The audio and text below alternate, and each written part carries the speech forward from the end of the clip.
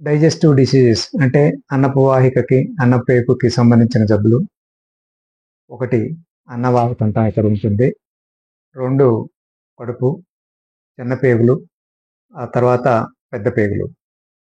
So ఇవి 4 భాగాలు ముఖ్యంగాను.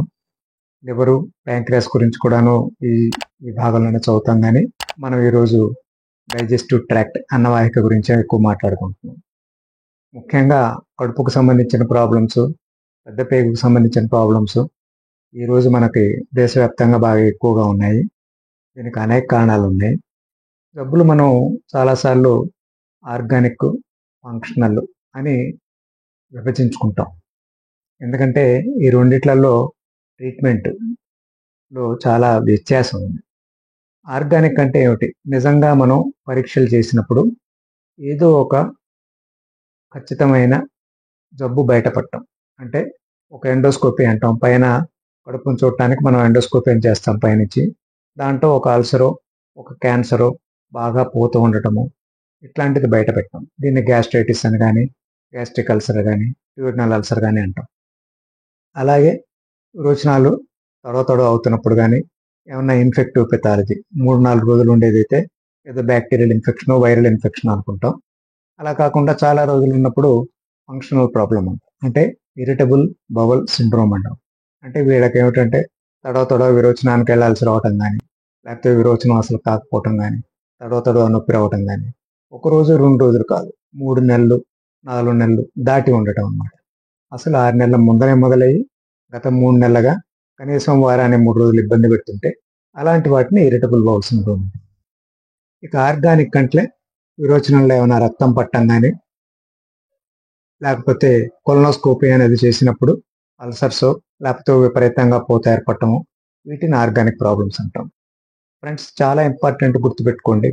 రోజు పోయే కొద్దీ మనం ఈ ఫాస్ట్ ఫుడ్స్ అని, స్విగ్గీ అని, జొమాటో అని ఇలాంటివి తెప్పించుకుని తింటున్నాం.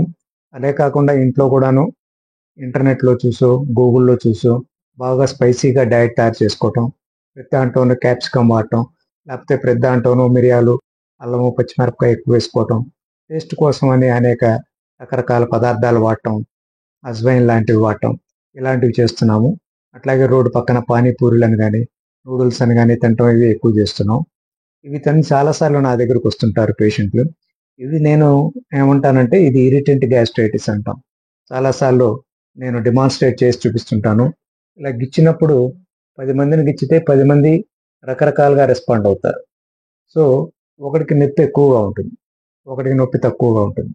ముఖ్యం ఏంటంటే, మీకు ఎగ్జాంపుల్ చెప్పాలంటే, ఈ అరచేతిలో సుమారు 100 లేయర్లు స్కిన్ లేయర్స్ ఉంటే ఇక్కడ సుమారు 10, 15, 20 లేయర్స్ ఉన్నాయనుకోండి.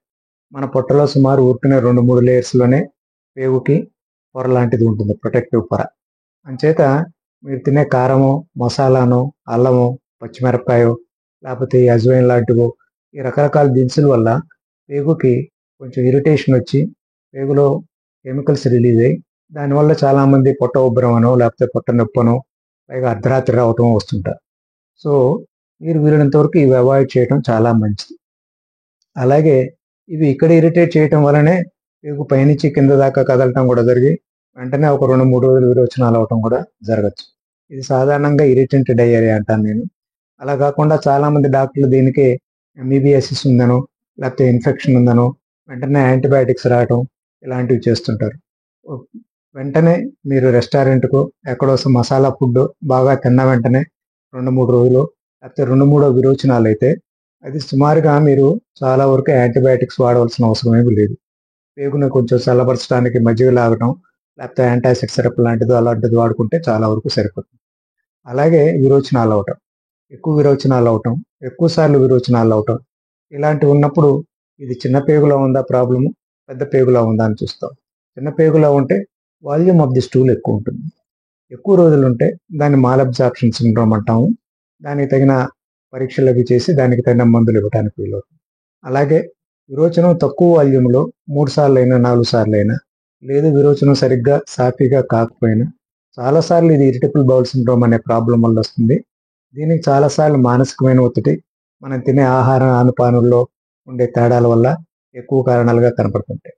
అలా కాకుండా విరోచనంలో రక్తం పడేటైతే మీకు ఖచ్చితంగా మీరు ప్రాక్టోస్కోపీ అని లేకపోతే అవసరమైతే కొలనోస్కోపీ అని చేయించుకోవాల్సిన అవసరం ఉంటుంది. చాలాసార్లు ఇవి పేగుల కింద హెమరాయిడ్స్ అని కానీ లేకపోతే ఈ ఫిషర్ అని కానీ ఫార్మ్ అవుతాయి. కొద్ది మందిలో క్యాన్సర్లు కానీ పాలిప్ అని కానీ ఇలాంటివి ఉండే అవకాశం ఉంటుంది. అంచేత పేగుల ఆరోగ్యం గురించి చాలా జాగ్రత్తలు తీసుకోండి. Thank you friends.